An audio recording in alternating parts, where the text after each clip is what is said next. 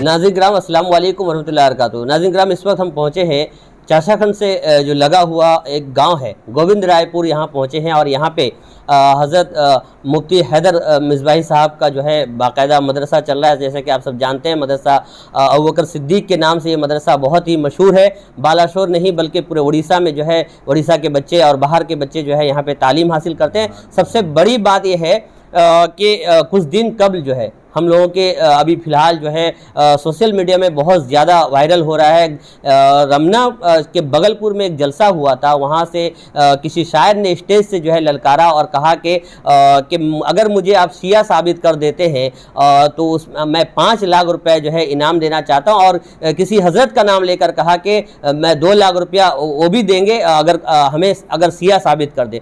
ये बात क्यों निकल कर आया मैं आपके सामने रखना चाहूँगा कि आप सब जानते हैं कि जब मुहर्रम की शुरुआत 1 तारीख से लेकर 10वीं मुहर्रम तक बालाशोर के बालू बाज़ार मस्जिद गौसिया में लगातार जो है मुफ्ती हैदर साहब जो है बाकायदा तौर पे रावजियों के ऊपर और शियाओं के ऊपर तमाम के जो पोल खोल रहे थे और अपनी तकारीर से जो है सुन्नी मुसलमानों को सही राह दिखाने की कोशिश कर रहे थे। तो ये बातें जो है कुछ हद तक किसी लोगों को हजम नहीं हुई और इसी को लेकर जो है वो बगलपुर में जलसा में जो है इस तरह का जो है चैलेंज दिया गया था। तो ये जो सोशल मीडिया में घूम रहा था, लोग जो है मुतासिर हो रहे थे। तो ये तमाम चीज़ हमारे पास आने के बाद हम सीधा हमारे पास एक ही बालाशोर अगर डिस्ट्रिक्ट में कह लिया जाए तो हमारा नज़र सिर्फ गुलाम मुफ्ती हैदर मिसबाही साहब तक पहुंचती है कि वही एक मुफ्ती है जो हमें इसका जवाब दे पाए। तो हम उनके पास पहुंचे थे। आइए उनसे ही पूछ लेते हैं कि इस सवाल के जवाब में वो क्या कहना चाहेंगे, वो किस तरह का ये देखते हैं। आइए गुलाम मुफ्ती हैदर साहब मिसबाही साहब इस चैलेंज के बारे में जो शायर ने कहा है उनके बारे में क्या कहना चाहेंगे, मुफ्ती गुलाम हैदर मिसबाही साहब से सुन लेते हैं। बिस्मिल्लाहिर्रहमानिर्रहीम। फ़कीर क़ादरी ग़ुलाम हैदर रज़वी मिसबाही के दिल में किसी शख्स से ना ज़ाती मुखालफत है ना दुनियावी खुसूमत।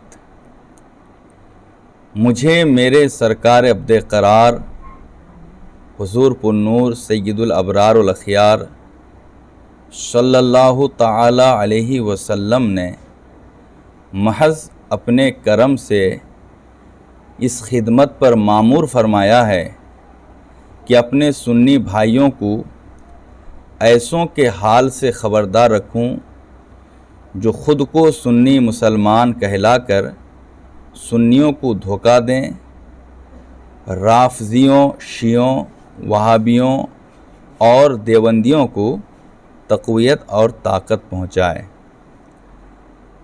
अहले बैत अतहार, सहाबाए किराम, उलमाए इस्लाम के बागियों और गुस्ताखों को मवाद और मदद फराहम करें। अपनी दुनिया बनाएं, सुन्नियों में खलफशार पैदा करें, दसों के ईमान और अक़ीदे ख़राब करें और नारे सकर में अपने साथ ले गिरें। तेरे दोज़ख से तो मैंने कुछ छीना नहीं, खुल्द में पहुँचा रज़ा फिर तुझको किया।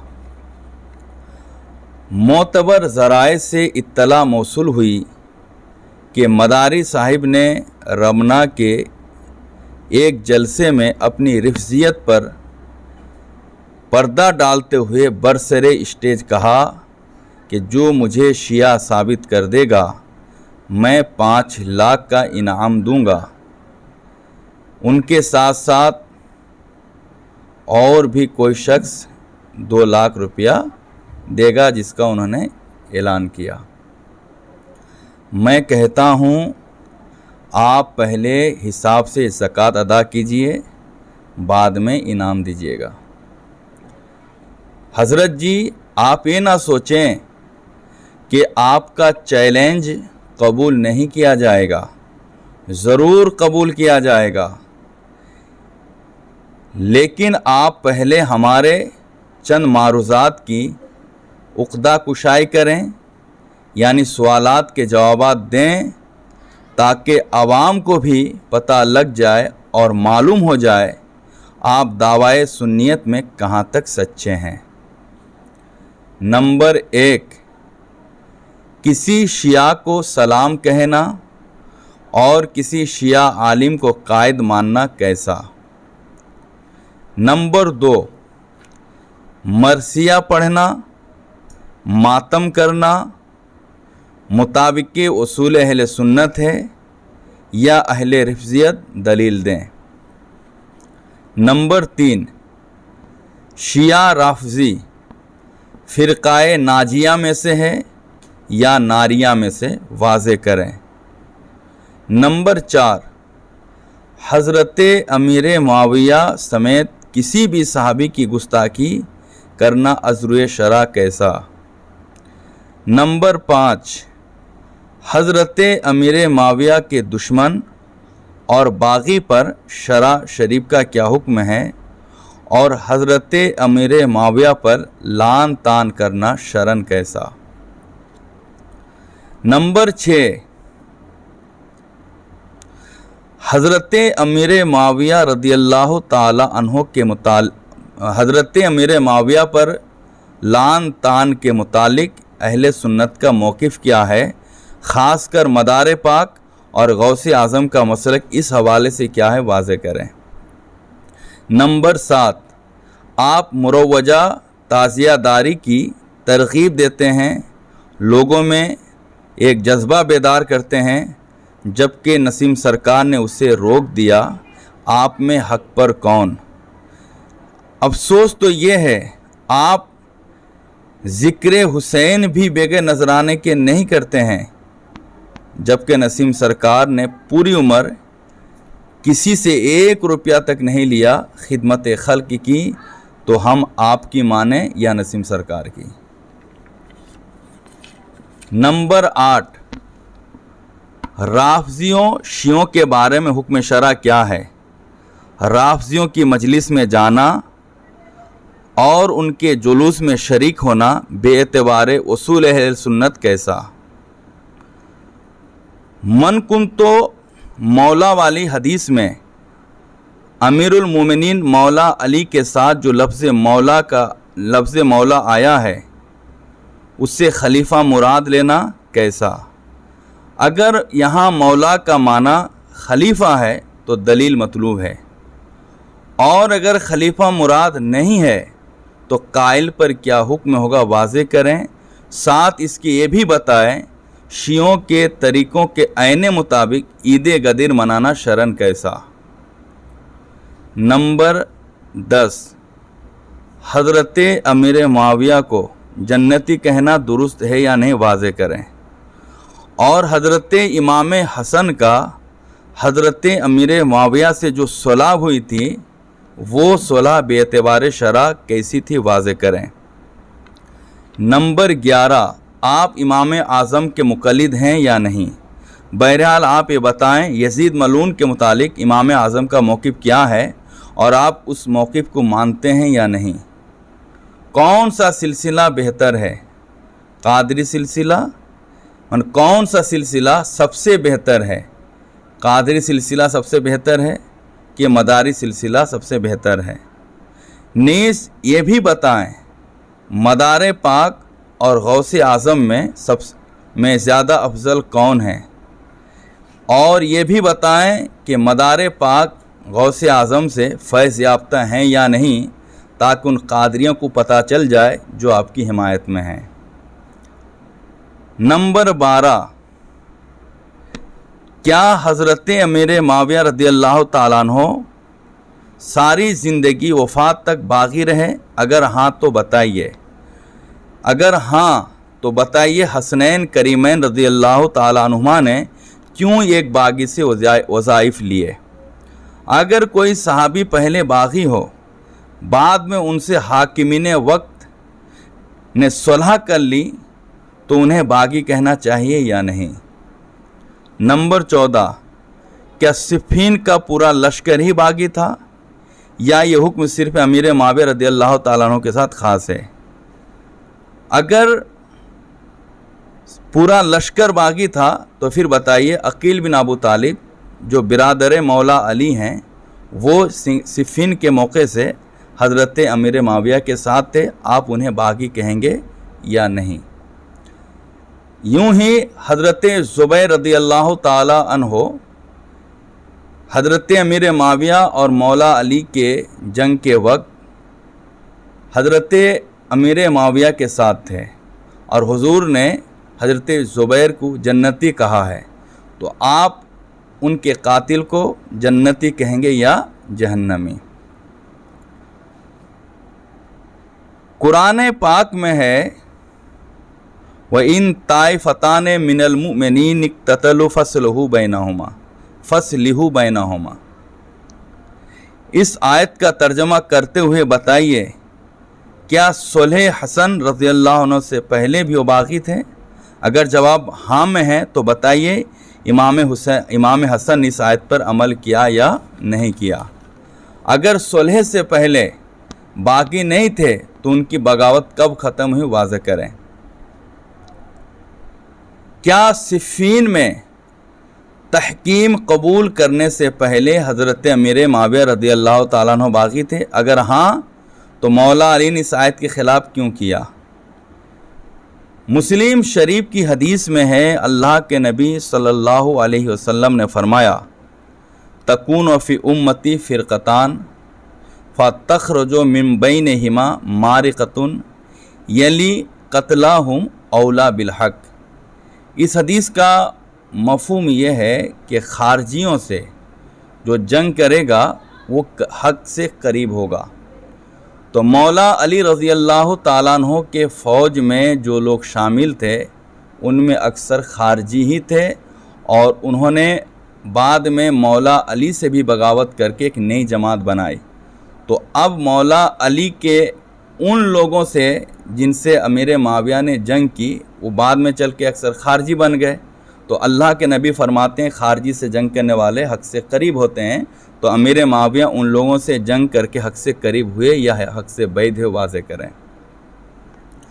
अगर चंद लोगों का बागी होना पूरे लश्कर को बागी करता है तो दूसरे लश्कर में सबाई और अश्तरी लोग थे जो कातिल ज़ुबैर हैं, आप उनके बारे क्या कहेंगे? 20 अगर कोई सय्यद शिया या देवबंदी हो जाए तो क्या अब भी उसकी ताज़ीम बाकी रहेगी? वाज़ेह करें। सवाल नंबर 21 शिया किसे कहते हैं? ऐसी जामे तारीफ़ करें कि कोई नाजी फ़िरका इससे खारिज ना हो और निजात का गैर मुस्तहिक इसमें शामिल ना हो। वाज़ेह रहे कि शिया 10 फ़िरक़ों में बटे हुए हैं। उसूली इख्तिलाफ़ की वजह से हर फ़िरका दूसरे की तकफ़ीर करता है। इस सिलसिले में आपकी क्या राय है? शिया और राफ़ज़ी में कौन सी निस्बत है? दोनों के मानी क्या हैं? फिर बताएं आप शिया हैं कि सुन्नी हैं कि राफ़ज़ी हैं कि खारजी हैं। आखिरी बात यह है, हज़रत अबू बकर सिद्दीक़ तमाम सहाबा और अहले बैत अतहार से हज़रत अबू बकर सिद्दीक़ तमाम सहाबा और अहले बैत अतहार से अफजल हैं कि नहीं? जो अफजलियत का इनकार करें वो शिया है या सुन्नी? मदार शाह को मदारुल आलमीन कहना कैसा? वाज़ेह करें। मिलाद ज़िंदा शाह मदार के मुसन्निफ़ का नाम क्या है? वाज़ेह करें। साथ इसके भी बताएं क्या मिलाद ज़िंदा शाह मदार में लिखी गई सारी बातें हक़ और दुरुस्त हैं? साबित करें।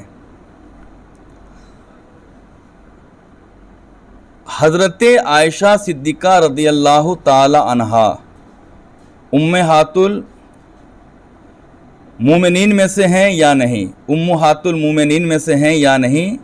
आप पर लान तान करना कैसा? मुर्तकिब लान पर हुक्म क्या होगा? वाज़ेह करें। देखिए, जो कह रहे हैं उनको सोच लेना चाहिए कि उनमें और नसीम सरकार में ज़मीन व आसमान का फ़र्क है।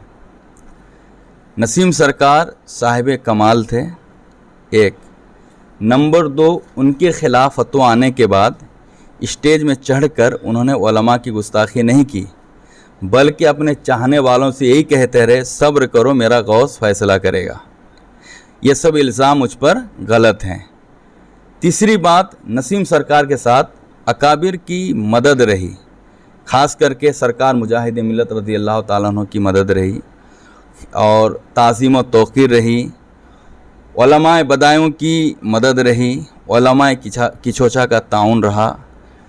और जो अहम बात है वो ये है, जिस दौर में नसीम सरकार के ख़िलाफ़ फितना चल रहा था और जो फितना उभरा था, आवाम को उसकी हकीकत से वाकिफ़ियत थी कि इसमें सच्चाई क्या है, इसीलिए फतवा आने के बाद भी लोगों ने नसीम सरकार को नहीं छोड़ा।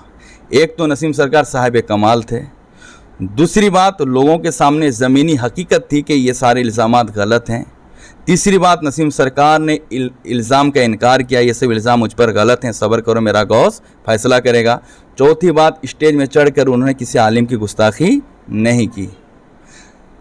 अब जबकि दूसरे लोग, अब तो नाम नहीं कह रहे हैं और मैं जानना भी नहीं चाहता, मुझे ज़रूरत भी नहीं है, ना वो साहिब कमाल हैं, ना उनके साथ अकाबिर की मदद है, और वो जो कुछ कह रहे हैं या कर रहे हैं उनके बयानात बाकायदा रिकॉर्ड में महफूज हो रहे हैं, जबकि नसीम सरकार के ताल्लुक़ से जितने इल्ज़ामात हैं उस सिलसिले में कोई भी रिकॉर्ड में महफूज नहीं है।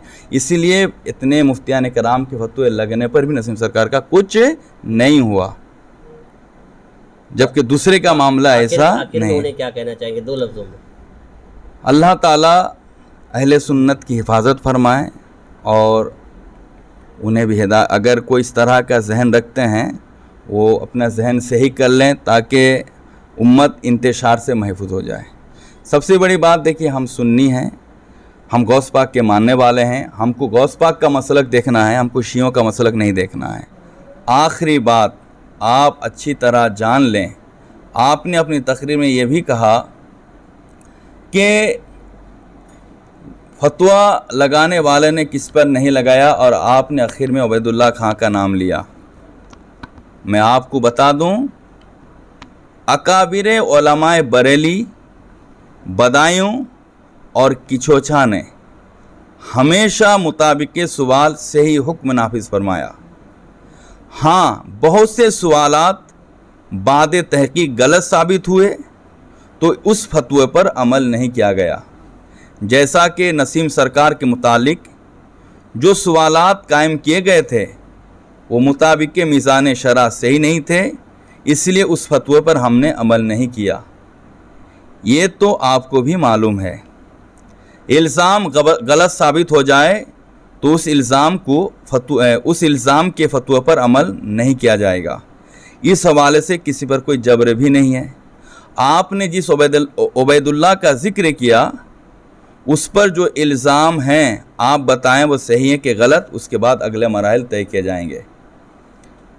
अल इंतवा, बराए करम तमाम सवालात के जवाबात, तमाम सवालात के इजमाई जवाबात मुताबिक उसूल अहले सुन्नत वाज़े करें, नहीं तो आप खामोशी इख्तियार करें। बसूरत मजबूरी हम सख्त कदम उठाएंगे और दीन के तहफ़्फ़ुज़ के लिए, सुन्नियत की बका के लिए हम किसी हद तक भी जा सकते हैं और जाएंगे। अस्सलामु अलैकुम।